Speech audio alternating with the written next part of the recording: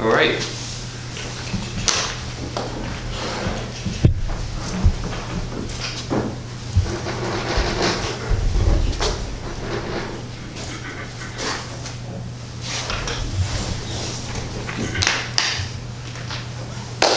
So I want to take you back in time to November, about 3 years ago, 2015, and I am about to do this in a brand new airplane that isn't just new from a factory, but had just been built, and it's experimental, which means it didn't come out of a factory, and the FAA makes you do flight tests for any new aircraft design. Like when Cirrus want to develop a new plane, they have to go through this whole flight test program. And the FAA says that if you're going to develop an experimental plane, every single individual plane has to go through a whole flight test program. All the stuff that Cessna or Cirrus would have to do, or Piper would have to do for a new aircraft design. And you have to do a minimum of 40 hours. And you have to do the full stall series at different centers of gravity. You have to show it in slow flight, figure out what the stall speed is, figure out what Vx and Vy are. Who knows what Vx and Vy are? See all the PPLs and current students here in the room. And all those things, you know, when you look in your pilot operating handbook, you have all those nice charts that tell you landing distance and takeoff distance over a 50-foot obstacle. When you fly an experimental plane, you have none of that. You have to basically come up with all that data. And people who do that for Cirrus and Cessna are professional test pilots. But when you build an experimental airplane, you have to do it yourself. So I was about to go do the test flight program on this experimental airplane. It wasn't the first flight of the plane, because I made the guy who built it for me do the first flight. But it was about the third flight of the plane.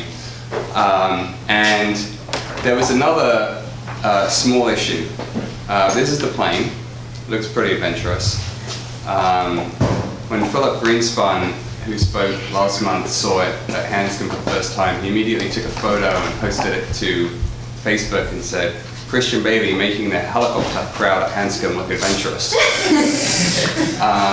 So not only is it a slightly adventurous airplane, but the only full instrumentation and the only pedals are in the front, just like a military tandem plane. So there is no instructor in the world who will go up with you and give you like transition training sitting in the back seat, because they don't know you, they don't trust you. Your first time flying a plane, you might kill them, and they don't have full controls. So my very first time flying this plane was also going to be my first time flying any two-seat canard aircraft. So there I was in Texas, where it got built, about to do this test flight. And I'm going to talk to you guys tonight about how I got to be there in November 2015, and how if you are really crazy, you can do it too. So first, let's talk a little bit about motivation. So what gets you into flying? Who's taken a flight and been able to actually manipulate the controls? Even if your friend was pilot in command, but you actually got the controls of the plane. Who's taken a flight and had the controls? That was such an awesome experience. My friend invited me. He said, "You want to fly a helicopter?" And I was like, "Yeah, sure, I'll go fly a helicopter." I was 21 years old, still in college in England, and instantly hooked. And I didn't have enough money, so when I was deciding to fly helicopters or airplanes, what's the obvious solution? Helicopters. Because even though they cost more money per hour, they're so much more fun. And if you have limited amount of money to spend on flying, wouldn't you want to get the most fun for your dollar? So I actually started in helicopters, and almost all of my flying until about 3 years ago was in helicopters. I would rent airplanes occasionally, but this is one of the cool things you can do in Boston is you can actually rent a helicopter. Philip has a couple of helicopters in the East Coast Aero Club that you can rent, and you can go take tours of MIT, and you can. The Stater building actually kind of makes sense if you see it from above. If you guys get to do a city tour, it looks way better from above. And you can land in people's backyards and you can do all this cool stuff. And airplanes for me were always like, if I'm going a really long distance and I want to have an autopilot, going up to Bar Harbor, Maine, maybe if the weather wasn't good, I would fly an airplane, but it was always just a rental thing. And then I was renting Cirruses mainly out of the East Coast Aero Club at Hanscom, and I just started getting really frustrated by this. And I was more frustrated by this because when I would rent a Cirrus from the East Coast Aero Club and go down to New York, instead of going through this, I would arrive at the airport and go through this. Who's been through a nice FBO? It's just a total, like, you drive, the Uber drops you off outside this, you walk in, no one gets screened, you can take guns, knives, liquids off the plane, no one cares, they have coffee, they have cookies, there are interesting people hanging out in the lounge always, and it's an awesome experience for flying. And the other thing was just realizing that life is short, and there are two ways to travel across any distance. You can either fly in a commercial airliner, where you're a passenger, and this is your view, or you can fly the plane yourself and be in the front seat and have this is your view. Go ahead, click it. All right, let's try this. This is one of the first times I flew the plane out to the Bay Area, and it's like a view. So you're when you're flying, those of you who fly know, like, it's a totally different experience. And I had this thing of like, am I going to be a passenger in life, or am I going to be in the driving seat in life? So, why experimental? Okay. Why experimental? There hasn't been a lot of innovation in certified airplanes in the last, I don't know, 80 years, 50 years, let's say. And like one of the few companies that's actually managed to certify a new airplane design in the last 50 years is Cirrus. And what they did is they took a plane, and conventional looking plane, and they made it out of carbon fiber and added a parachute. And those are the two really big innovations behind the Cirrus. But there are some pretty crazy ideas out there, and people have all these fuel efficient designs and faster designs. Why can't they bring those to market? Like, when people have a better car, they come up with a new model. And the answer is $25 million, which is what General Aviation News estimates it costs to go all the way through the full FAA Part 23 certification process. So the planes that are available in the certified market, I couldn't really afford to fly. Most of the time when I'm flying in the US, it's to California. I'm really into technology, my wife's really into technology. And renting a Cirrus or a Cessna from Aviair or the East Coast Aero Club and flying it to California is not really cost effective. And then one day I was looking through some aviation news site and I came across this article. I couldn't find the original one, but this is where Wired magazine covered it. And this guy, Klaus Savier, had built a Bird Rutan design, and he was getting 45 miles per gallon flying at 207 miles an hour. Now that's a little misleading because that plane is stripped down and very light, artificially light, and it's made some compromises that really are for racing. But still, I mean, just that performance is insane. You could get better mileage, gas mileage than a Honda, and go at more than 3 times the speed. So this set me on the whole path of looking at experiment. Obviously this is an experimental plane. No one spent $25 million bringing this to market. So what does experimental mean? Basically it just means that you can't set up a business making and selling them. They have to be amateur built. And we have this amazing tradition in the US, and it kind of starts with barnstormers who would build their own planes and travel around the country, literally flying, doing load passes right over barns to gin up interest and then get people to pay for rides.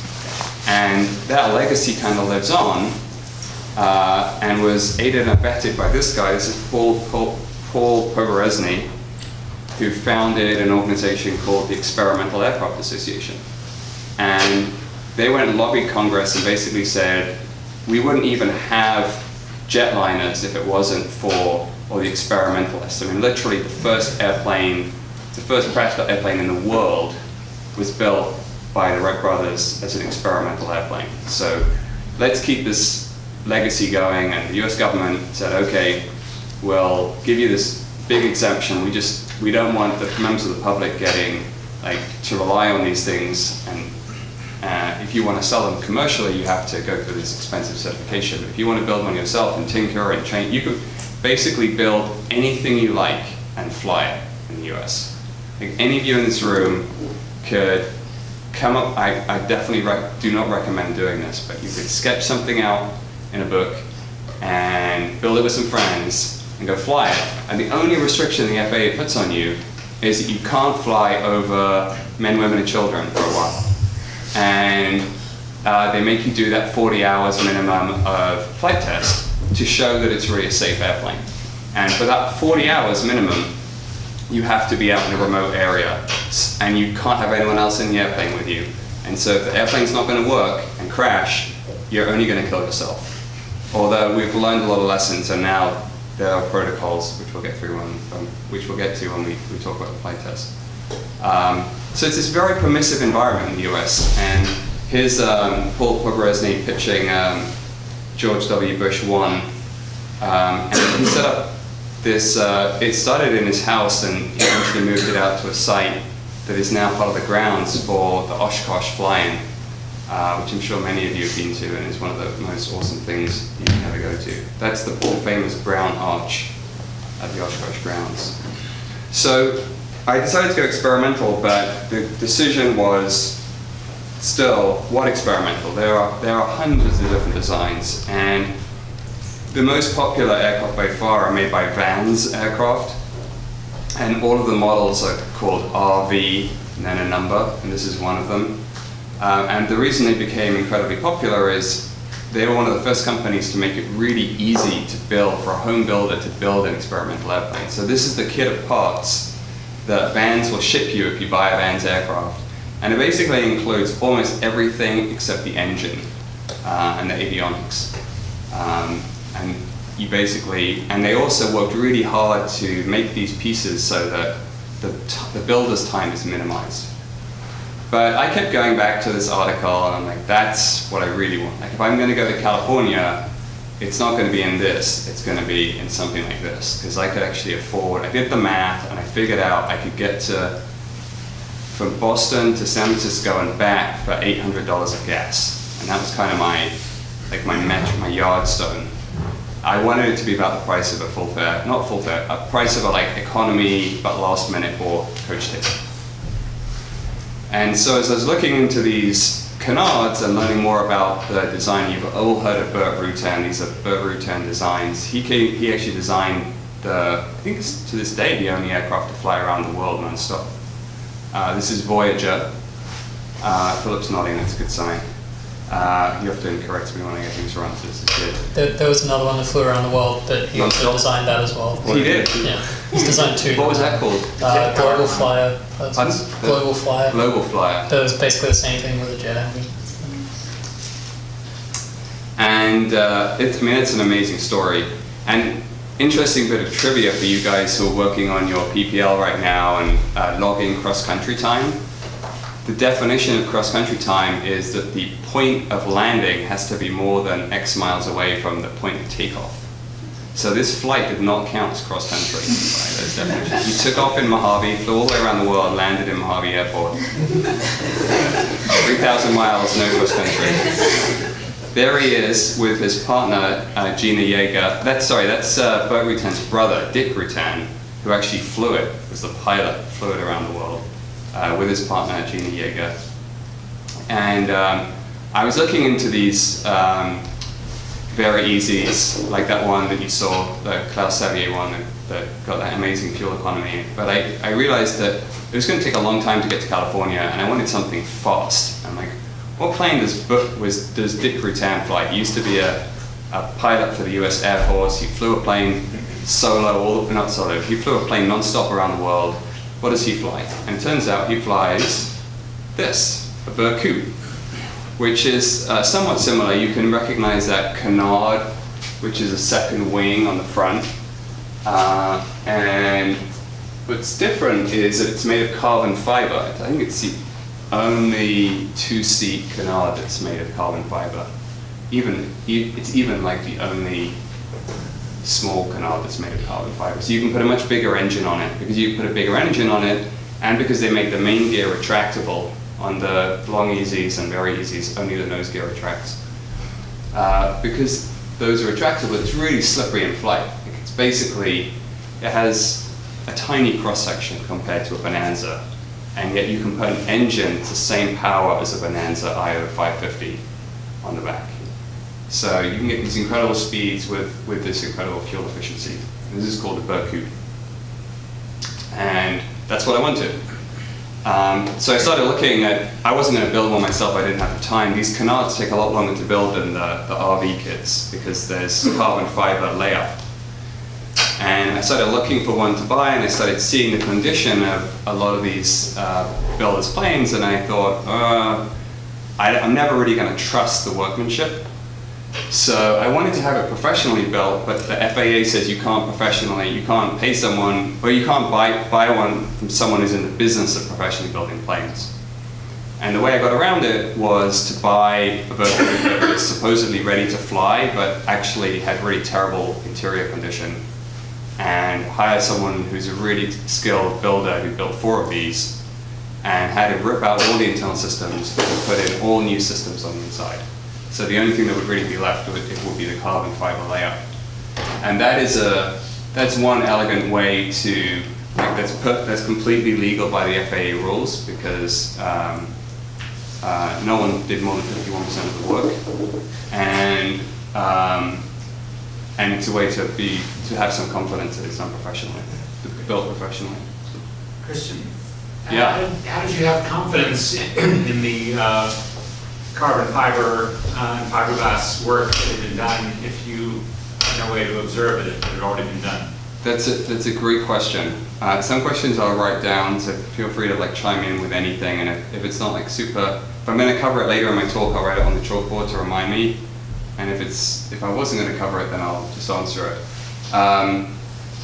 The carbon fiber layup had been done by a professional layup shop that had done a lot of these Berkuts, and the designer of the plane was familiar with them. But the plane is also massively over-specified in terms of strength. The vibrational testing, those of you guys who are in Course 16 know about vibrational testing, which you can use to basically estimate what the maximum G load is without doing destructive testing. And that estimates that the max G load is plus 12 G, which is absolutely ridiculous. So I'm not worried about breaking the plane.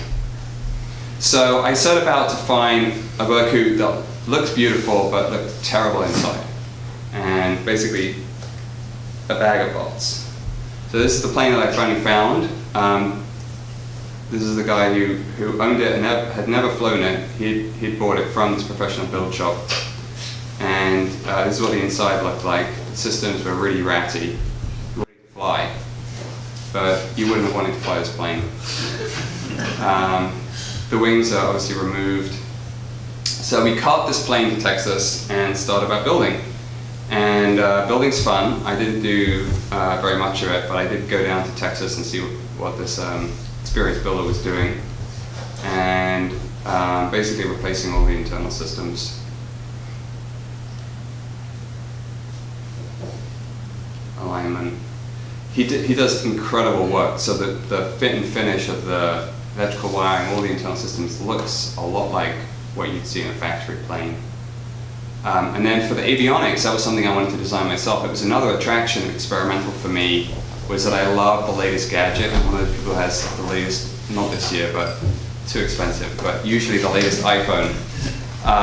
And seeing how much avionics upgrades cost, and Philip is shopping right now for an avionics upgrade for his plane, and it's astronomical.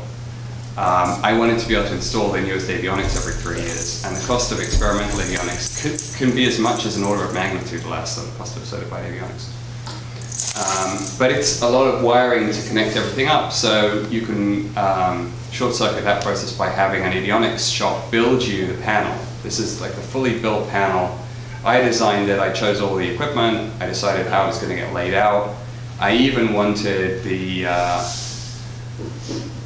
sort of rough anodized aluminum look that they have in the Airbus cockpits, and so I like figured out a place that could pebble blast the sheet aluminum after the avionics shop cut it, and then another place that would hard black anodize it. So it has this really nice clean look. It comes like this, all assembled, all wired up, ready to be connected to the components of the plane. Another shot of the panel installed, and you can see that really nice wiring. The orange tubes there are the pitot-static system that give the you guys who are studying or have your pilot's license know that those give you information about altitude and airspeed. And that's what the final look is. It's really clean. And one thing that's nice is because it's experimental, there's no requirement to put in any gauges. So it's about what's pragmatic for you. And for me as a backup, I'm really happy having a completely independent primary flight display. That small unit in the bottom right-hand corner is another full primary flight display that has its own magnetometer and its own AHRS system, and gets its own feed from the pitot-static system. So the main Garmin system could completely fail and crash and go out, and the backup system would give me almost as much situational awareness. To give you some perspective of cost, that small thing in the top, not quite top left, but the rectangular thing is a GTN 650. That's a FAA approved IFR navigator. That small thing costs $15,000. Because even in experimental airplanes, the thing you use for IFR navigation has to be FAA approved, practically. The entire rest of the panel put together was $3,800. Yeah, it's nuts. So eventually, this all got built in this guy's garage in Texas. Eventually it's done, and he trailers the parts to the airport where it gets assembled. It was a very exciting phase of the build, and put together in his hangar. And then the only piece of approval, the only contact you have with the FAA in the whole process of building and flying an experimental airplane is one exam where an FAA representative comes out and just checks that you didn't make any egregious mistakes. And the FAA is too busy always to actually have any of their employees do anything, so what you do is you can have like private individuals who become designated examiners. They're like representatives of the FAA examiners who are supposed to do the exam, but they do it, and you just pay them privately. And this guy, Mel Asprey, came out and looked at everything and see if we forgot to tighten any bolts. And he, on the spot, will sign with his own signature a experimental airworthiness certificate. And here he is presenting it to me 2 years into the build process. This is what they look like. And this is what stays in the airplane the whole time. Basically, it looks like a certified airplane airworthiness certificate, but who notices the difference? It's maybe hard to see with the color balance, but it's pink, not white. And that shows that it's experimental, and it shows it's subject to certain limitations, and the FAA will give you this like operating limitations sheet, which is basically a bunch of text that says for the first 40 hours at least you have to do the flight test and you're restricted to this particular area. But once you've been through those 40 hours, you have the same rights to do with that plane as you can with any certified plane. You can fly instruments day, night, you can fly over downtown Manhattan, you can land at Chicago O'Hare. It's basically, you have the same rights as a certified airplane. Yeah. The 40 hours are self-logged, or do you have to prove it? I mean, is it just self-logged 40 hours of flying time, or you have Yes. to actually like It's all self-logged. So this is, that handshake, that like 1 hour inspection was my only interaction with an FAA person the entire time.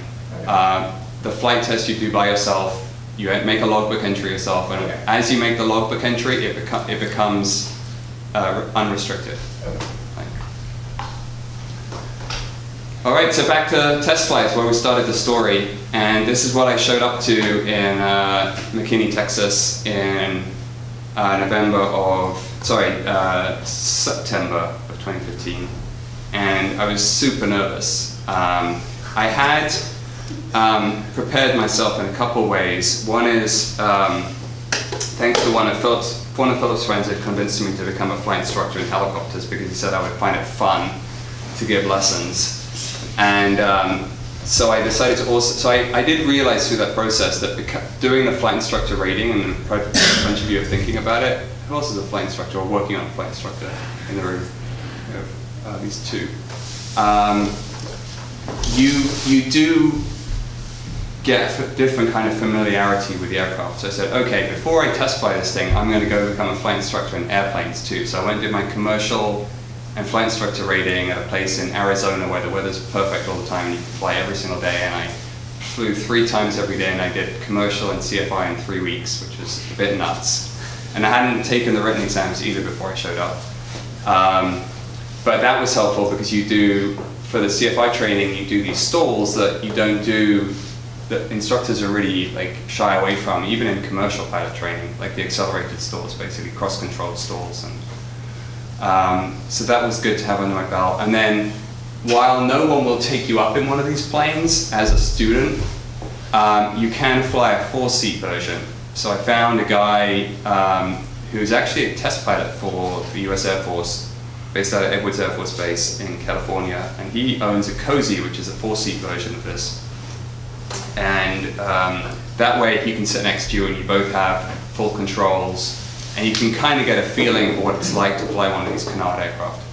So I'd flown a 4-seat plane that was significantly slower than this, and had my reasonably fresh CFI certificate, and got into the plane and went through the checklist, which you develop yourself as you're building it.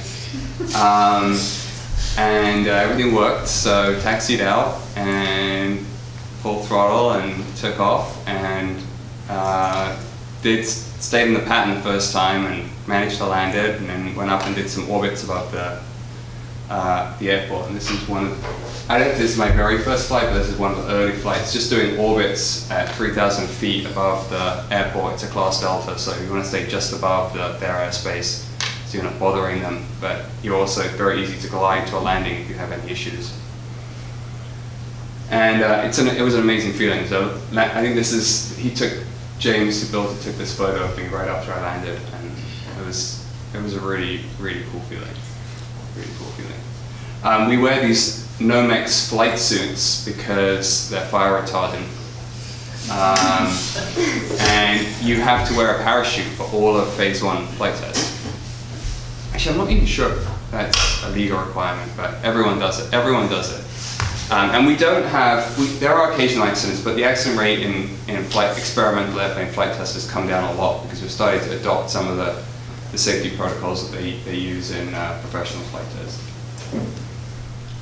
At 3,000 feet, do you think you could have got out and got a chute open? I mean, the time it takes to get out, then you're down to like 1,500 or 1,000. That's a good question. That propeller's spinning behind me. Yeah. And then the way the canopy is, yeah. when you open it, Probably. the wind's going to kind of hold you Yeah, in, so isn't it? the design is actually great in that if you open this canopy in flight, the canopy's gone. Oh, just Look at the airflow. So the canopy is just gone, and then you drill, right? And this is one of the things that you like want to practice the stuff. Any of you guys are really into the flight test part of this. My Twitter handle's on all the slides, so you can easily reach me through Twitter or through the Flying Club.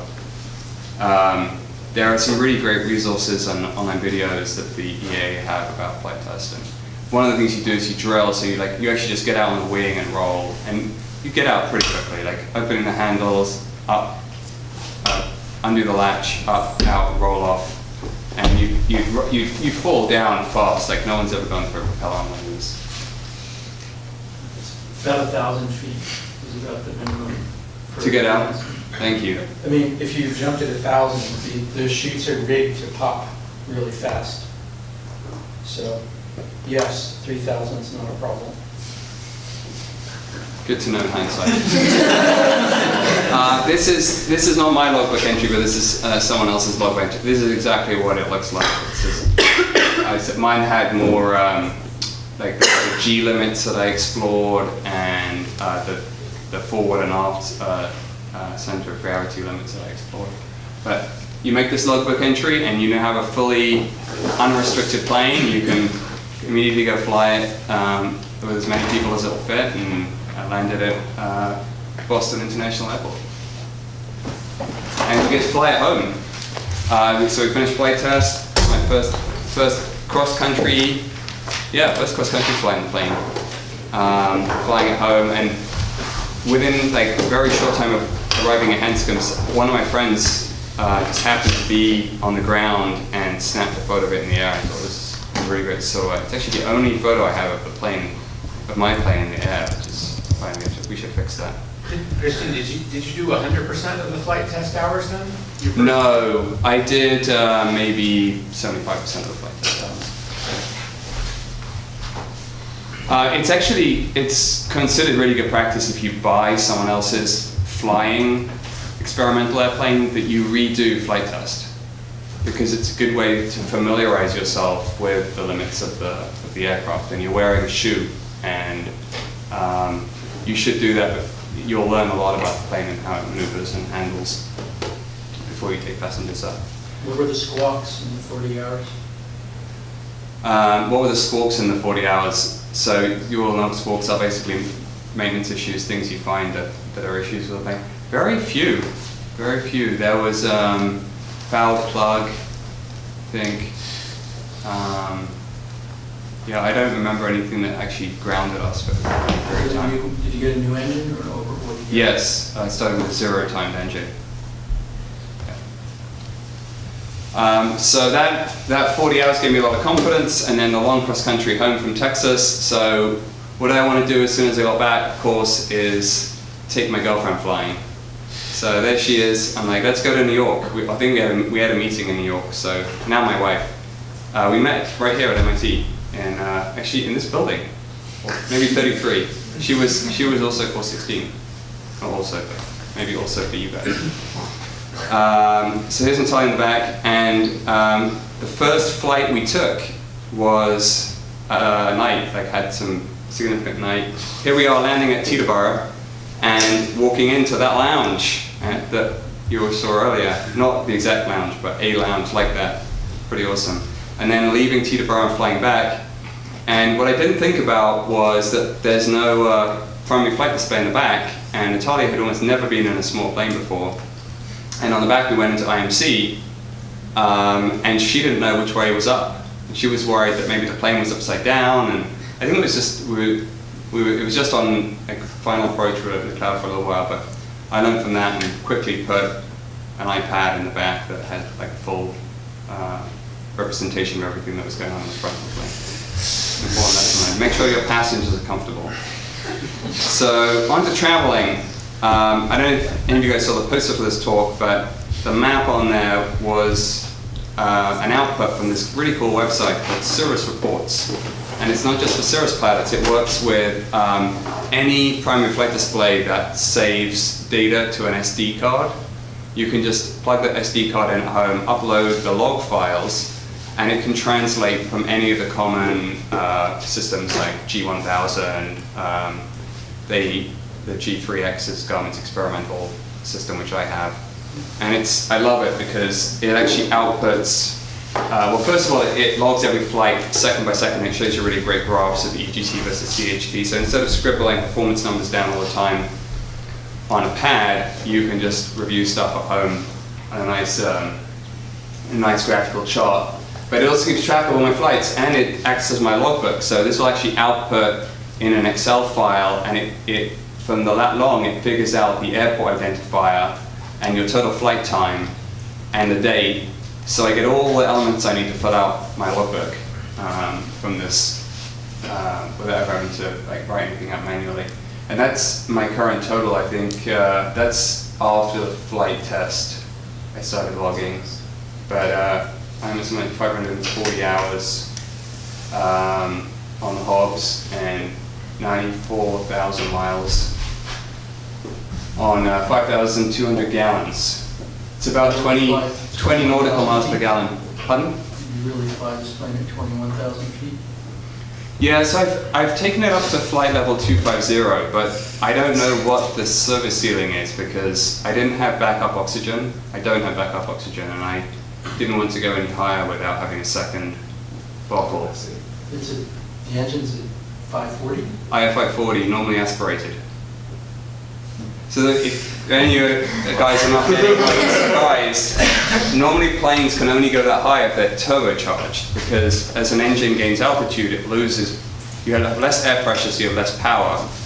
And by the time you get past 17,500 feet, you only have like 40% of your engine power available. And up at flight level 250, I think you have 30% of your engine power available. But remember, this plane basically has an engine that's about 3 times as powerful as you normally have on that cross section. Like the engine is designed for a Bonanza, and it's on this tiny sliver of a tube. And so it still has power to climb and go really fast at that altitude. And so the indicated airspeed will fall as you go higher because you have less power, but because the air's thinner, your true airspeed is actually constant.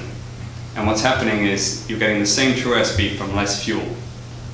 And up at level 250, I'll be burning 6 gallons an hour and doing about 200 knots. And at 17.5, I'm doing, or between 17.5, well, between 12,000 and 21,000 feet, I'm always doing 215 knots. And it's just the fuel burn that's varying. So these are all the trips I've taken. This Cirrus Reports website will output a KML file that you just double click on it, opens up in Google Earth, and it shows you all the flights you've ever taken, which is so cool. And it's 10 cross countries all the way across, 10 round trips. This one here is the Eclipse. We went out to the Eclipse in South Carolina. You were there too, Bill? Tennessee, but yeah. Oh, okay. And I don't know what this was. Oh, Berkut, no, Texas. I don't know. Most of the time, that's the mission, is all the way across the country. And what's cool is, when you're flying yourself, you can stop. And the stop is interesting. So I'll plan to stop at somewhere that I want to visit. Like I'll catch up with folks at one of the national labs, or I'll see a friend on the bases en route. What's the endurance? 5 hours at maximum cruise speed. So about 1,250 miles VFR. So So you stop twice going west Yeah. and once coming east. It's the same as the Marine, more or less.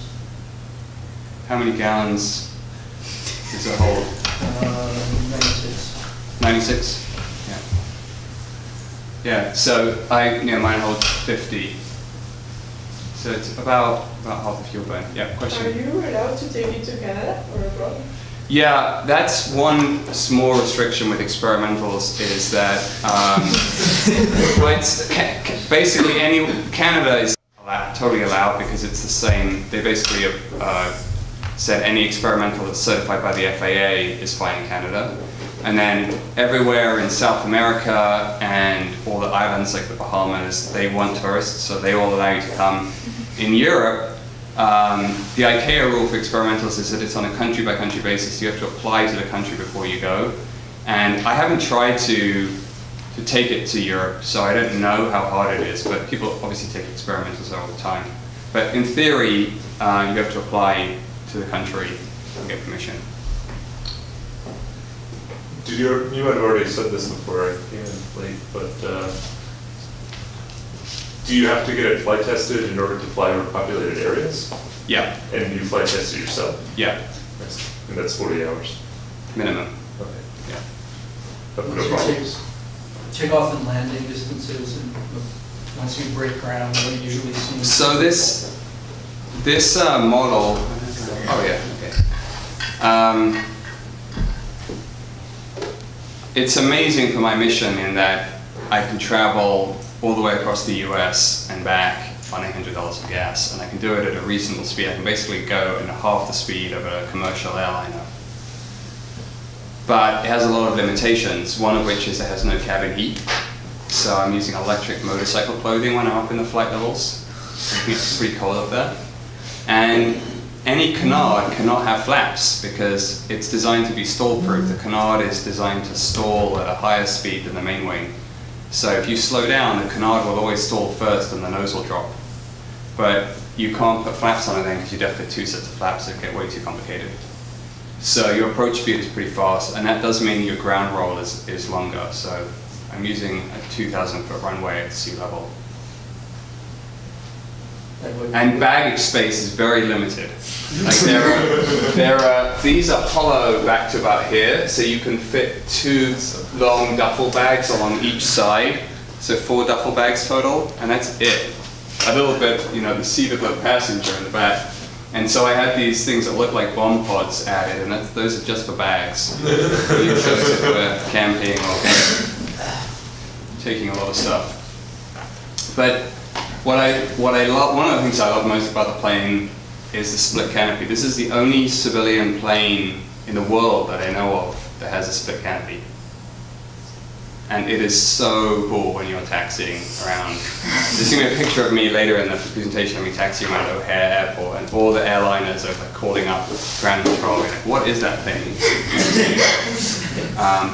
When you fly with someone else in the back and you both pop your canopies on landing and you taxi up to some fly-in or something, we call it the Berkut salute.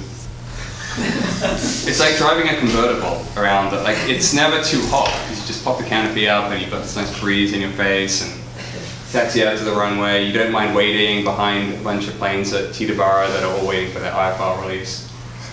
It's fun. So I have some shots of en route because I did say that so one of the criteria for me was flying without TSA, and the other criteria was being the driver, not a passenger in life.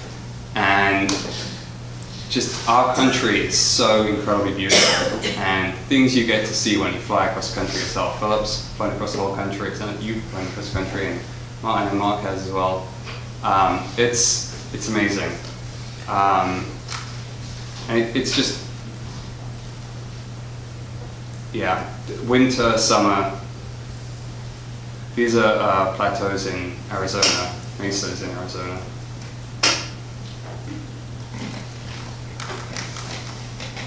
This is sunset.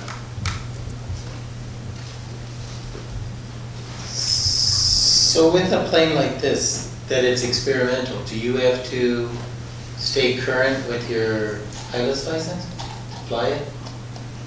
There's no difference for pilot certification. It's just an airplane. So you could fly my plane if you're current. You could go fly it right now at night. And you could fly it over populated areas too. My insurance wouldn't let you fly it, but if you could self-insure, you could fly it, and overpopulated areas. Yeah. So you'd be gone. If there's no provider for dual instruction, how would somebody become insurable in this airplane?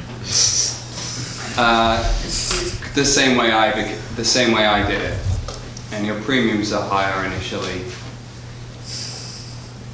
But the insurance companies are pretty good at work. So they basically come. That's the standard, is to do the transition training with a CFI in a 4-seat version.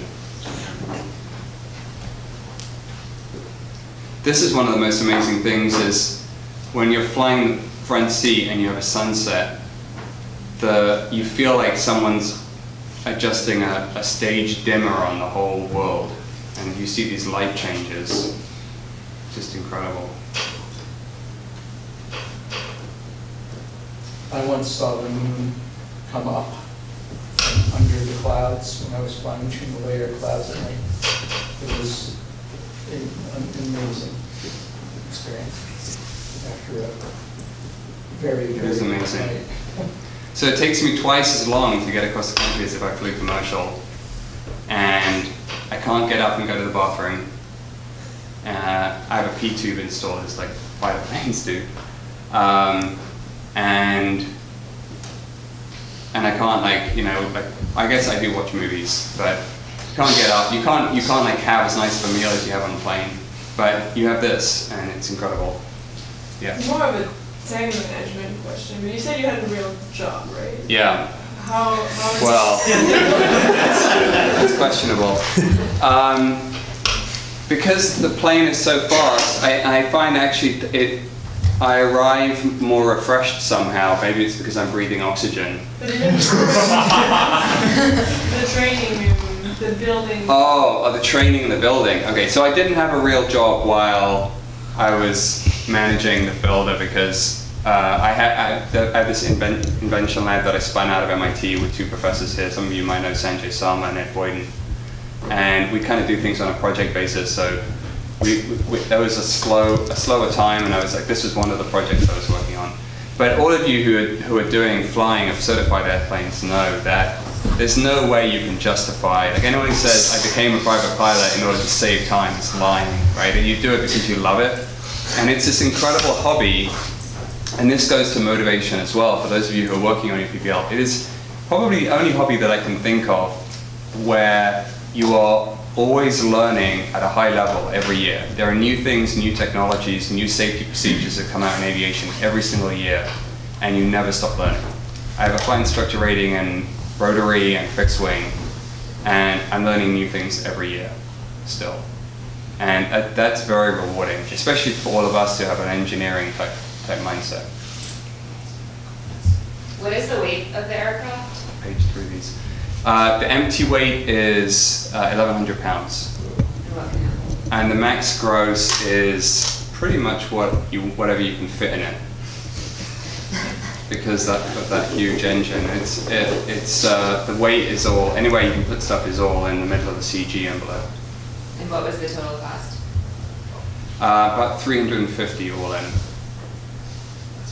So you could buy a really decent Cirrus SR22 turbo, like an early generation SR22 turbo for that. So you have to really like appreciate that fuel economy and speed. Is it a quieter airplane because you've got your engine on the back? No, because the carbon fiber acts as an echo chamber.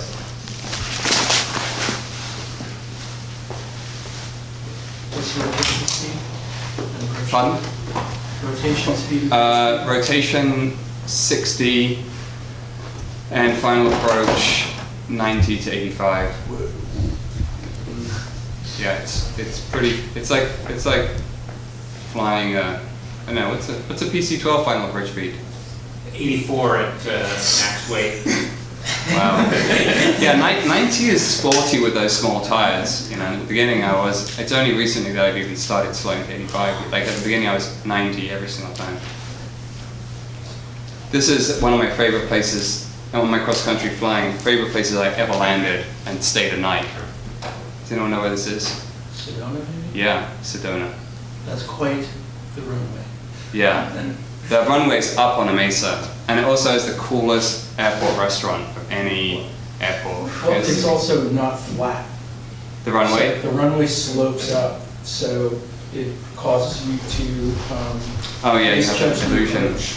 Yeah. So it's, quote, interesting, unquote. So I hung out, I got breakfast here before I took off for San Francisco. It has the most amazing view, not only of the runway and the plane's landing, but also you're surrounded by these rock formations, just beautiful. Did you ever fly west from there for the theaters that go into the Grand Canyon? That part of northern Arizona? I've flown over the Grand Canyon, but not, what do you mean by feeder? So the land leading from, one time I flew from California to Sedona. It's an amazingly fractured landscape with like little mini canyons and Like these unlike things? the Grand Canyon, it's green. It's cool. There's a special areas. Yeah, you see these cool things in the country you didn't even know existed, like, who knows what those... There's a solar panel things pointing towards a mirror in the middle. It's right. I think it's they're heating water. Yeah, there's Basically, they're not solar it's panels. not a solar panel, they're just mirrors. Point A into ton of the- mirrors all pointing at one water tank. And that's making power. It's only Where interesting. is that? Outside of Vegas. It's that one, yeah. So, the last thing that Christine suggested to talk about was how do you make, when you're doing all this travel, how do you make pilot buddies? And actually that's like one of the easiest things because you meet pilot people, amazing pilot people everywhere. This is one of my favorite places to go and hang out with pilot friends, since Oshkosh, of course. Pretty much the only time I camp. And you can fit a lot of stuff in those pods. There's a lot of stuff I brought to Oshkosh this year. So I hosted like a bunch of get-togethers. There's a former president of the MIT Flying Club. And there's last month's speaker. We have Scotch o'clock at the 10 in the afternoons. And a lot of fun flying. How much weight? Oh, you can just put as much as you want in there. Yeah. That's it. I have some more slides on some of the gear, electronics and stuff that I use. But why don't we wrap it here and let me know what you're interested in hearing more about. And Guys, I think we should show our appreciation.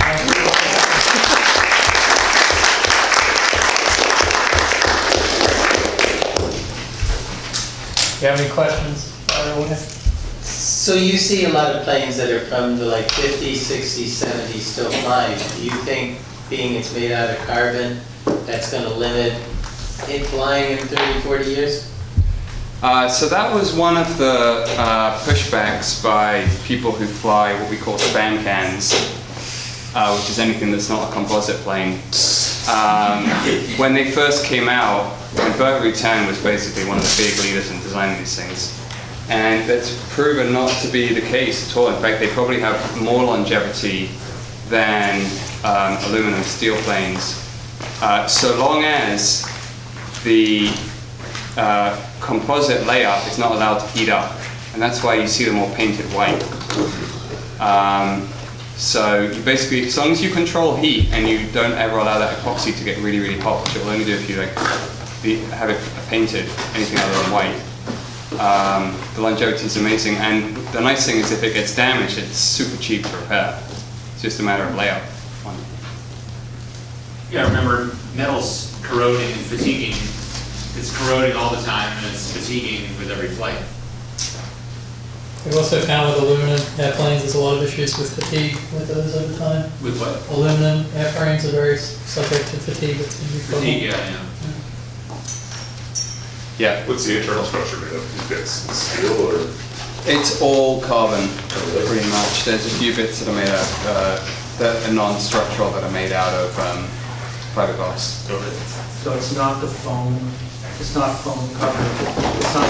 Oh, the wings themselves? No, it's not solid carbon, obviously. The early ones were foam core, so they would have foam in the shape of the wing, and they would do a carbon fiber layup over the foam. And they ultimately, the seller of this kit made molds, and so the later ones are just hollow. Why is the front wheel taken off sometimes when you're walking? Why is the front wheel taken out? That is the number one question. If you own a Canard airplane, everyone comes up to you and says, why is it parked on its nose? And the answer is, it's more stable that way. These pusher aircraft that have the engine on the back, there's a real risk that the CG is kind of close to the rear wheels, and if someone was walking by and leans on the propeller, it could tip backwards. So by lowering the nose, by retracting the nose and lowering the nose onto the ground, you basically bring the CG forward and there's no way it can tip back. And it also is nice because it means you never need chocks. Okay, last question. How long did the process take from researching the plane to certifying the plane, and was it within your timeline? It definitely took longer and cost more than I expected. It took 2 years. It was probably 2 years of researching, and then once I made the decision of which plane to get, then it was another 2 years to actually get to the end of phase 1 flight test. But remember, I was starting with a plane that was basically, quote, ready to fly. And I had one guy working for me almost full-time for 2 years. Okay, let's break and then I'll hang around for a bit and you guys can come up and ask questions if you... But as